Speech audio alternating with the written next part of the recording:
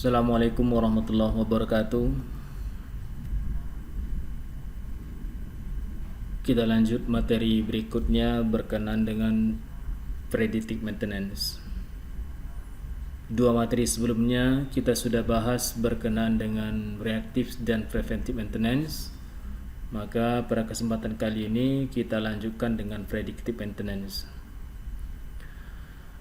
Perawatan predictive maintenance ini adalah sebuah pemeliharaan yang konsepnya adalah sebuah usaha dari perawatan yang dengan cara mengevaluasi kondisi dengan monitor atau memonitor peralatan secara periodik atau kontinu.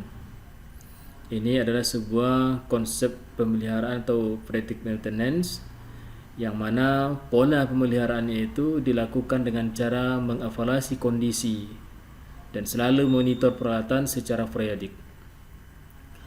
Maka dalam jenis pemeliharaan ini kita bisa mengasumsikan bahwasanya yang pertama, suatu kondisi peralatan itu kita lakukan evaluasi, kita lakukan monitoring ya pada kondisi peralatan berdasarkan keadaan di lapangannya. Seperti apa kondisi saat itu di lapangan. Yang kedua, asumsinya adalah kegiatan pemeliharaan itu dilakukan bila ada alarm dari hasil monitoring. Maksudnya dari alarm ini adalah kemungkinan ataupun sinyal-sinyal bakal atau akan terjadi kegagalan di saat kita melakukan monitoring peralatan secara periodik. Jadi pemeliharaan itu dilakukan, konsepnya predictive maintenance ini ketika kita melihat ya atau menduga akan terjadi sebuah kegagalan dalam suatu proses produksi dalam mengoperasikan mesin atau komponen-komponen mesinnya itu ya, itu bisa kita lakukan pemeliharaan jika kita sudah menduga akan terjadi kegagalan. Nah, keuntungan dari predictive maintenance ini ya, yang pertama sekali itu bisa meningkatkan umur peralatan. Kenapa umur peralatan bisa meningkat? Karena kita melakukan perawatan secara periodik, terpelihara dengan baik, terkondisi dengan baik, kita monitor setiap hari apa kekurangan atau kelemahan yang terjadi di lapangan saat itu, kita bisa segera lakukan penanganan. Jadi ketika kita mengoperasikan, peralatan kita selalu dalam kondisi yang optimal karena selalu kita monitor kondisi di lapangannya.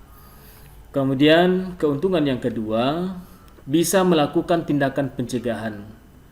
Dari proses monitoring, kita melakukan evaluasi terhadap kondisi di lapangan pada saat itu, ya, kita bisa melakukan kegiatan pencegahannya. Misalkan ketika kita melakukan monitoring, kita sudah menduga bahwasanya komponen-komponen tertentu akan mengalami kegagalan. Maka sebelum dia gagal, maka cepat kita lakukan penanganan. Ya, kita cepat melakukan pencegahan supaya tidak terjadi kegagalan ketika sedang beroperasi. Kemudian yang ketiga, keuntungan dari prediktif ini juga mengurangi waktu downtime. Waktu downtime ini adalah waktu menganggur operasinya, ya, karena kita alatnya terpelihara dengan baik. Jadi kerusakan itu biasanya kalau kita monitor dengan baik tidak akan ada kerusakan yang parah, sifatnya parah yang bisa menyebabkan berhenti seketika operasi atau produksinya. Yang keempat, mengurangi biaya pemeliharaan dan labor. Ya, tentunya secara biaya untuk penggantian peralatan, penggantian spare part itu bisa dikurangi karena dari proses evaluasi dan monitoring kondisi alat secara kontinu itu kita bisa menjamin berfungsinya alat itu dengan baik. Yang kelima, hasil produknya lebih berkualitas. Dalam artian dengan proses yang baik didukung proses produksi yang baik itu didukung oleh peralatan yang baik juga, ya kan? Kemudian juga didukung oleh tenaga kerja yang baik juga. sehingga produk itu lebih berkualitas. Yang berikutnya adalah yang kelima, hasil produk yang lebih berkualitas. Dengan proses yang baik, peralatan yang baik tentu akan menghasilkan sebuah produk yang berkualitas juga. Kemudian kekurangan dari predictive maintenance, yang pertama, kekurangannya adalah membutuhkan biaya investasi untuk peralatan diagnostis atau monitoring. Nah, kondisi ini tentu membutuhkan biaya investasi untuk melakukan proses monitoring secara kontinu. Itu membutuhkan staf pemeliharaan yang standby untuk melakukan pengecekan terhadap alat-alat atau unit mesin yang dioperasikan. Kemudian yang kedua, biaya training dari staf pemeliharaan. Karena staf pemeliharaan itu harus standby, tentunya mereka harus dibekali dengan keahlian yang memadai, tentu dilakukan diupdate kemampuannya, pengetahuannya, skillnya, ya, dilakukan training agar meningkatkan kompetensi dari staf-staf pemeliharaannya. Nah, yang ketiga, hasil tidak dapat dilihat dengan cepat. Dalam arti, ya ini tentu membutuhkan proses untuk mendapatkan hasil yang lebih baik. Ini kekurangan dari predictive maintenance-nya. Nah, berikutnya kalau kita lihat melalui reliability centered maintenance ini, konsep atau RCM ini konsepnya adalah proses yang digunakan ini adalah suatu proses yang digunakan untuk menentukan jenis perawatan yang sesuai dalam konteks operasi dan konsekuensi kegagalannya untuk masing-masing aset. Nah, dalam artian ini RCM itu kita gunakan ini adalah dalam rangka untuk melakukan sebuah proses dalam rangka untuk menentukan jenis pemeliharaan yang sesuai dengan konteks operasi asetnya dan konsekuensi kegagalannya untuk masing-masing aset.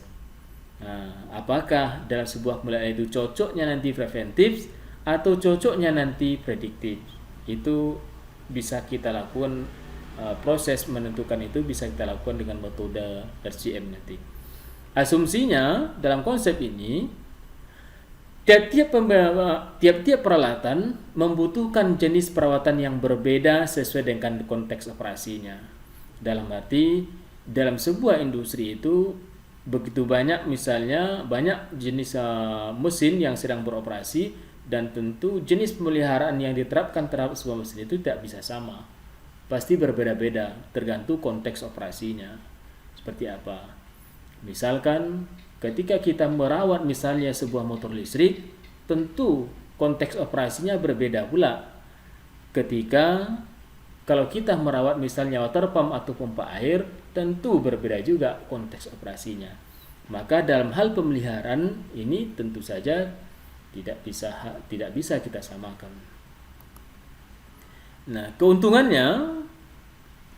dari RCM ini bisa menjadi program pemeliharaan yang paling efisien. Nah, itu keuntungan pertama. Yang kedua, biaya perawatan lebih rendah dengan menghilangkan tindakan perawatan yang tidak perlu.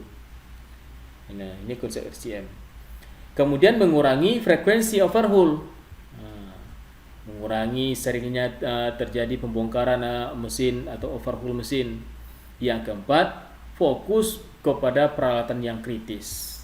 Ya, dalam artian dia lebih fokus terhadap komponen-komponen mesin yang kritis yang paling banyak mengalami kegagalan. Nah, di situ fokusnya kalau RCM. Keuntungan berikutnya, mengurangi kemungkinan terjadinya kegagalan peralatan secara tiba-tiba. Nah, karena kita sudah melakukan kajian mana komponen-komponen mesin itu yang paling kritis, maka pola RCM itu dia fokus terhadap komponen yang kritis itu. Ya, jadi bisa kita kurangi ya kemungkinan terjadinya kegagalan itu secara tiba-tiba. Karena komponen-komponen kritis itu sudah teridentifikasi dengan baik, sehingga kita fokus pemeliharaannya terhadap komponen yang kritis. Yang keenam, ini bisa meningkatkan keandalan peralatan. ya. Inilah keuntungan dari RCM, tapi juga memiliki kekurangan. Di antara kekurangannya yang pertama, biaya awalnya tinggi, butuh pelatihan, ya kan, butuh alat, ya, butuh kajian dulu sebelum butuh kita investasi sebelum kita menerapkan sistem RCM dalam sebuah pola pemeliharaan di perusahaan. Yang kedua, dalam pola RCM ini hasilnya tidak dapat dilihat dengan cepat. Nah, inilah materi berkenaan dengan pemeliharaan, ya. Silakan mahasiswa kembangkan lebih lanjut berkenaan dengan materi jenis-jenis pemeliharaan ini.